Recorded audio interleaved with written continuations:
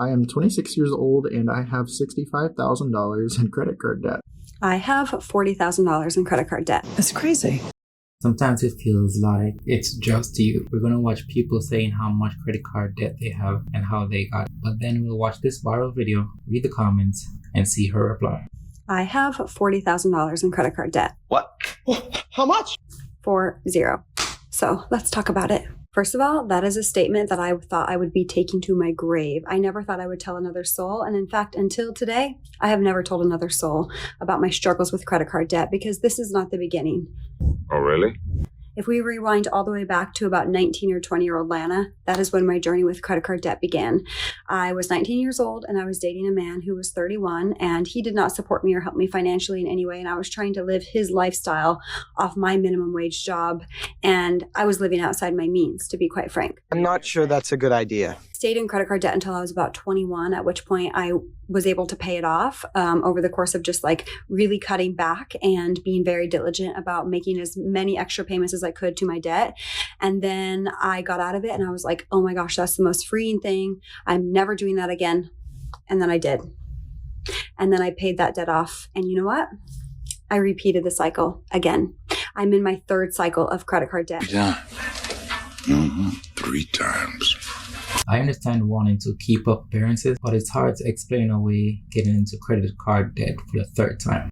I have a question. How much credit card debt are you in? Because for context, I'm 26. I've been working since 17, paying for my own shit, moved out at 18, have been independent ever since. And I have $10,000 worth of credit card debt. And I will be the first to admit that I'm not perfect. I've definitely paid off medical bills and like emergency vet visits and things on my credit card, but I've also bought a lot of dumb shit. Well, we've all done that. But it's like people my age have $55,000 worth of credit card debt. Do you see how my eye's twitching? That stresses me out. Like, I think I'm just morbidly curious on like what gets you to the point of $55,000 worth of credit card debt? Also, who gave you $55,000 worth of credit in general? The bank?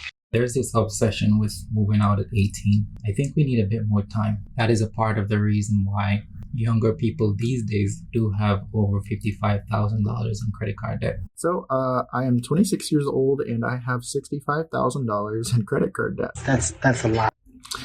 Wasn't always like that though. I actually started out having really good credit, like the upper 700s, lower 800s, until about the time when the pandemic hit and COVID. And I had moved to Texas, I lost my job, and I was unemployed for about 7 or 8 months, so wasn't able to find work. And I was living off of credit cards for all of my expenses, for rent and for everything. It was a really rough time in my life.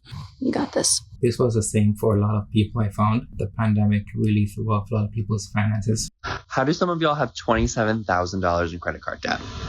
Pre-pandemic, my husband and I would have about $2,000 on our credit cards at any given time. And it was mostly like extras, right? So like, oh, we're going to go out to eat, we'll put it on the credit card. Or like, oh, we're going to go to a concert, we'll put it on the credit card, back when a concert could be $60, $80. Not anymore. Our monthly payments were about $100 a month, and it really didn't make or break us. Then the pandemic happened and my husband lost his salary.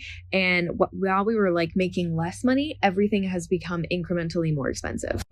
I had a baby and wasn't able to go back to work for a year. So I was putting basically all of our groceries, all of our gas, all of our necessities onto credit cards because you can't pay rent with a credit card. So we would have to use his paychecks for rent and anything else that couldn't put on a credit card. And then we'd put everything else on the credit cards. I grew up very comfortably middle class. So I do tend to think that like spending money on things like a dance class or like experiences is normal, but I've like completely walked that back since everything's become so expensive. Like truly, we have not done anything outside of just pay for our needs. You're learning.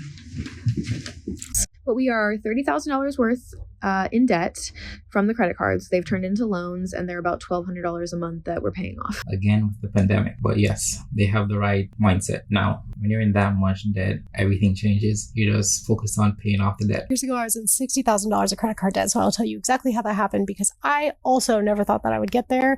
And it really does happen kind of fast. So the number one factor for me was the fact that I had so much anxiety and shame around money that I would actively avoid my finances. Like I couldn't even look at my bank account, let alone sit down and make a budget. So all this in money advice and how to get yourself out of debt and whatever was kind of irrelevant to me, because if I couldn't even get myself to the computer to like open my bank account, I couldn't do the rest of it. And because I didn't have a budget and was avoiding my finances, it was really easy for me to not know how much I was spending month to month. Makes sense. Plus, this was like the worst mental health period of my life. So my ADHD was rearing its ugly head, and I was impulse spending. I also just had a very nihilistic attitude of like, it doesn't even matter, whatever, I'll just deal with it later.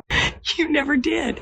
But the thing that you don't realize when you first start getting into credit card debt is how quickly the interest compounds over time. And this is how you can go from having like $8,000 in credit card debt to $27,000 or $60,000 or whatever it is, because all of your cash is now going to two things. It's going to rent, maybe a few different utilities payments that you can't put on a credit card. It's going to your minimums, right? And your minimums on your credit cards are growing every single month, even if you don't put a single new charge on that credit card. When all of your cash is going to your credit card minimums, or even paying off a little bit more than your minimums to try to like get ahead, you're still having to put a lot of your purchases on credit cards because you're out of cash. I don't think a lot of people were raised and taught about money and how to manage it, because this is something I've heard from a lot of people. Not checking your bank account, not talking about it, and then you have to deal with minimum payments, as the next video explains. There was a point in time when I was $50,000 in credit card debt. My minimum monthly payments just to those credit cards was like $1,200 a month,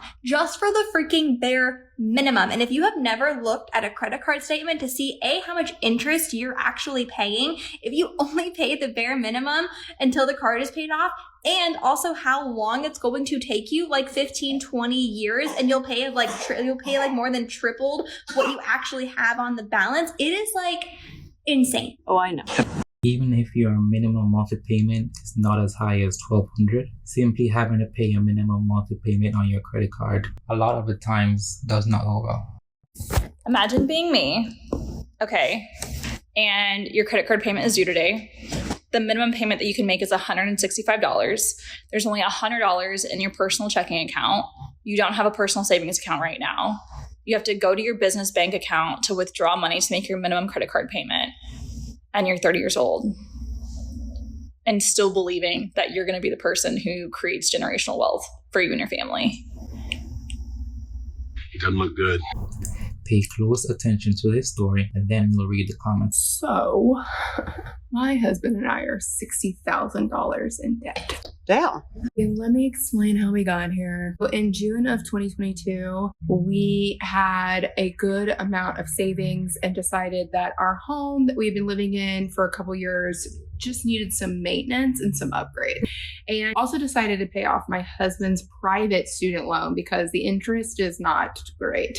And so we had plenty of savings, and we decided to just drain those bad boys. We both had really stable jobs. We would be able to squirrel away some money over time and build back up our savings again. Here it comes.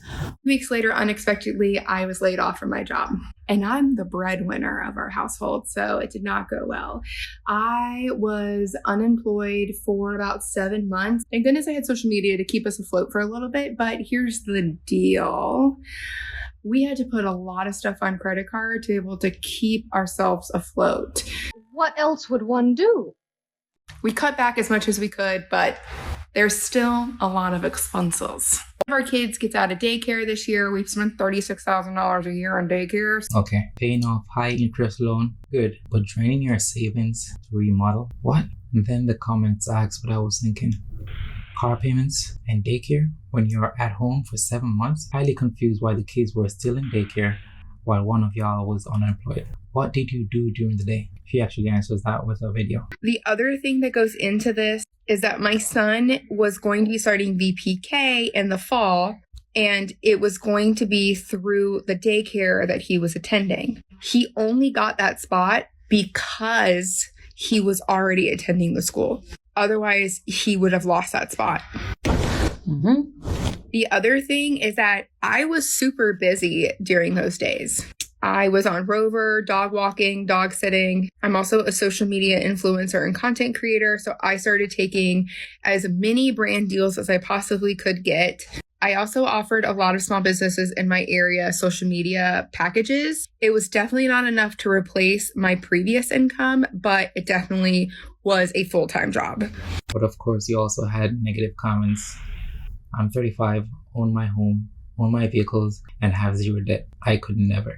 In 7 months, you acquired $65,000 in debt. If so, that's impressive. But as we learned earlier, there really is a snowball effect to debt. But I really liked her reply to these. So I'm currently going viral on the internet for having $65,000 in credit card debt. Let's talk about it. First of all, y'all are some mean I'm not saying I don't deserve some level of scrutiny. I totally realize that. But like, you don't need to attack my looks and you don't need to attack me as a mother. That's right, girl. When I lost my job, that was completely unexpected.